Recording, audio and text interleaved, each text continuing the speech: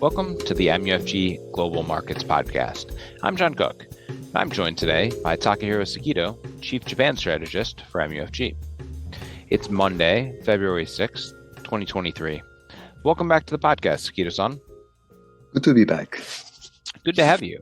Why don't we start off with some current news? As I'm sure you're aware, the Nikkei reported that current Deputy Governor of the BoJ, Masayoshi Amamiya, will be nominated as the next governor of the Bank of Japan. I know there had been some media speculation about this. He was certainly one of the front runners. But what do you think about the news report? What does it mean? Mm-hmm.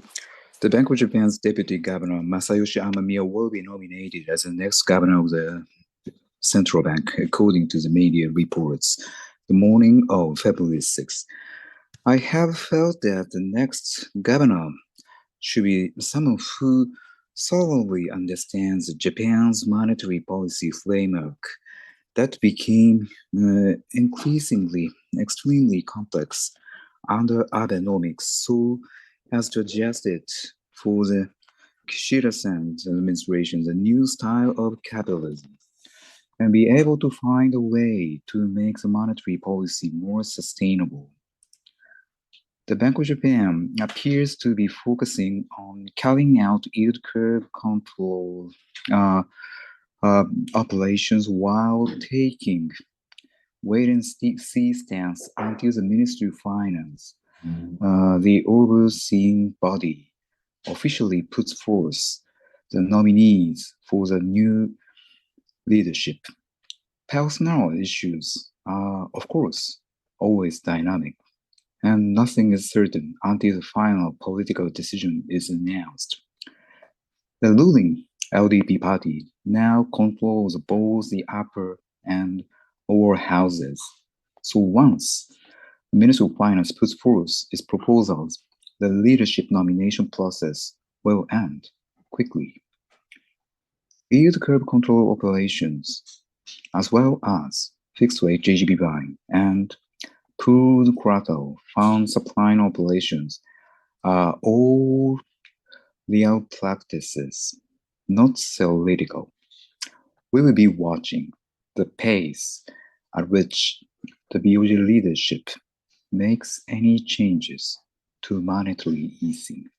We expect the BoJ to continue to implement operations to support yield curve control out of the new leadership formal nomination this Friday, February 10th. Okay, so all eyes on the actual nomination on Friday, February 10th. You make a couple interesting points here. You said that you think that the next head needs to be someone who thoroughly understands, the really complex, framework that the Bank of Japan, sort of was forced to put in place. Amamiya was obviously an architect of this. I think the article said something he had been involved in every single decision since the unveiling of quantitative easing, back in 2001. So he could, given that he was one of the people that, that built this, perhaps he's someone who can unwind it as well. You also make the point that the ruling Liberal Democratic Party controls both houses of Parliament, and so the nomination should move quickly. So a lot of good points there. Let's sort of elaborate this on a little bit. So during the month of February, the BoJ is going to continue to implement monetary policy operations to support yield curve control. Also, the nomination process is going to be running in tandem. I guess I'm curious what our listeners should be watching for and how the market might react to some of this. In January, the BoJ began to manage the yen swap rate curve using pooled collateral fund supplying operations. The pooled collateral operations have helped to reduce upward stresses on the yen swap rate curve, especially the belly. That being said, we don't think the BoJ will continue conducting yen swap rate operations for long because of the cost incurred to facilitate lower yen swap rates. Unfortunately, this is a necessary tool of monetary operations as the BOJ seeks an escape for monetary easing. For now, the BOJ is targeting 10 years and shorter durations under its pooled quadrilateral fund supply operation, so the long end of the yen yield curve could sell off and steepen. We view the Kishida administration's monetary policy stance as a revision of monetary easing under Abenomics. We think that any tweaks to monetary easing will be gentle but clear. That said, we think how the yen yield curve responds to any changes in monetary easing could depend greatly on the degree and timing of such changes. Approval rates for the Kishida administration and the LDP could depend on the reaction by the JGB and the yen swap rate markets, and the unified local elections are coming up in April. The BOJ's regional banking sector restructuring program, introduced in fiscal year 2020, will be the focus of attention. Ahead of the end of the fiscal year 22, we think the operation policies meeting a council could extend the program and release new incentive interest rates at its meeting this month if the BOJ does make any changes to monetary easing. Then we think it will gradually end the mechanism of the 10-year yield curve operations, but the policy rate minus 0.1% on the front end is unlikely to change. This is because while importers and households were wary of inflation risk in 2022, Japanese exporters are sensitive to latent yen strengthening risk. We think that the new BOJ leadership will continue traditional monetary policy and prudence and fully focus on the current account deposit incentive rates for the regional banking sector restructuring program and climate change countermeasure operations. Going forward, we expect the foreign investors to continue using the TDB asset swaps to manage their dollar assets, but avoid adding more the JGBs out of the changes in BOJ's leadership and monetary policy.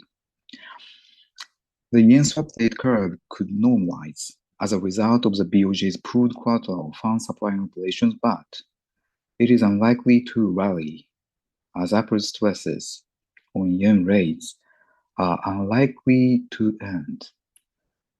What is more likely to prevent further risk in yen rates is Japanese investors returning to JGBs and yen rate instruments.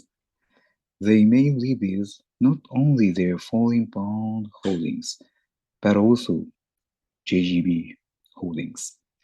In February, yen repatriation flows could prevail ahead of the fiscal year end. Room for yen basis arbitrage with dollar, euro, and British pound will depend on how much Japanese investors repatriate their global funds and return to JGBs.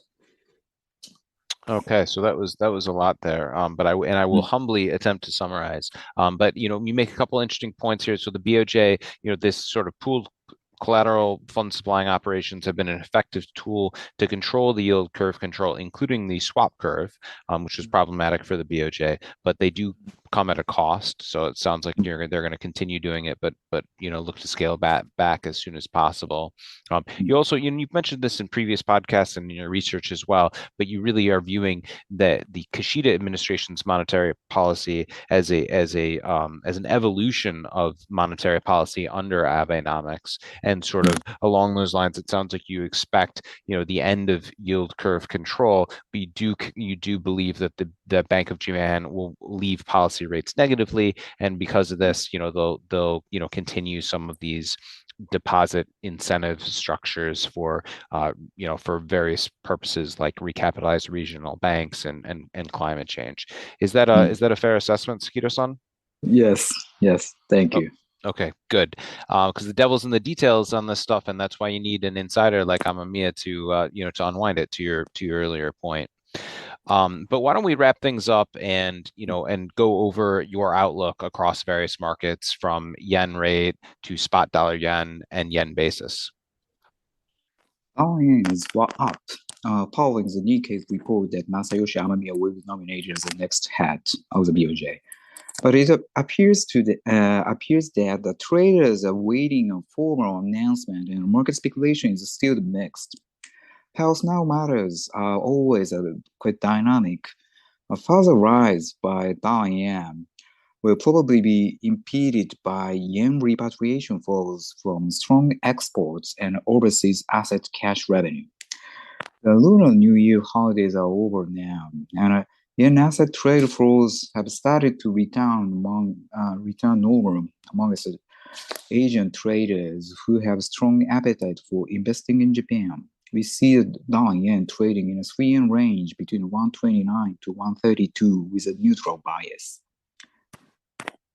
The yen swap rate curve is rising, especially the belly and long end. The JGB yield curve remains skewed, and while the BOJ's pulled cross of fund supply operations caused the yen swap rates to fall, the effect was only fleeting. A 30-year JGB auction on February 7th and a 10-year JGBI auction on February 9th are coming up. Nominations for the next leadership at the BOJ are expected to be made on February 10th. The BOJ will surely be focusing on managing the yen yields. We expect the yen rates to maintain the neutral bias and the steepening stresses through the long end for JGBs and yen swap rates to continue. The yen basis curve is widening. The Ministry of Finance weekly data shows that Japanese investors net sold foreign securities by 808 billion yen in the week of January 22nd to 28th, including foreign stocks and investment fund holdings for the first time in 9 weeks by 101 billion yen, and medium to long-term foreign bonds for a second straight week, 715 billion yen. Foreign bond and stock selling flows dominated. Overseas investors unloaded a net 1.3 trillion yen of short-term yen bonds, but net bought Japan stocks and investment fund holdings by 379 billion yen, and medium to long-term yen bonds by 12 billion yen. Asset selling flows amongst both Japanese and foreign investors alike stood out. We now see neutral bias for yen basis rather than a widening one. Okay, so you're really pretty neutral across most markets, but you do point out that the long end of the JGB yield curve could continue to trade under some stress, which makes sense given that BOJ really has a more limited ability to to correct that, or ability or perhaps interest or willingness. But again, for our listeners, all eyes on the upcoming BOJ nomination on February 10th. Amamiya, Deputy Governor Amamiya is certainly the front runner at this point. So watch for that announcement and market reaction accordingly. Great stuff as always, Sekido-san. Thanks for coming on the podcast. Thanks for having me, John. And thank you for listening to the MUFG Global Markets Podcast. Rate, review, and subscribe on Apple, Spotify, or wherever you get your podcasts. And reach out to your MUFG sales rep for any further information. Check back soon for more insights from the Global Markets Research Team.